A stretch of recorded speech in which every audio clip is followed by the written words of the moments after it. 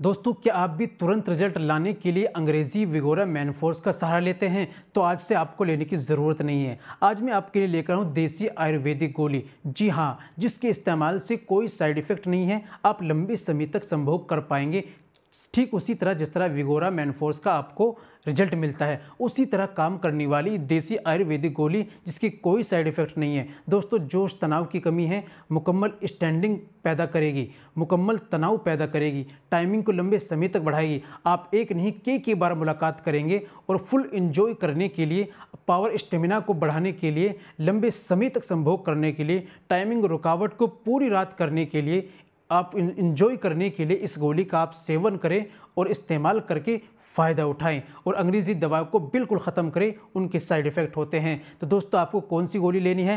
दोस्तों, आपको लेनी है गोली वाजिद शाही।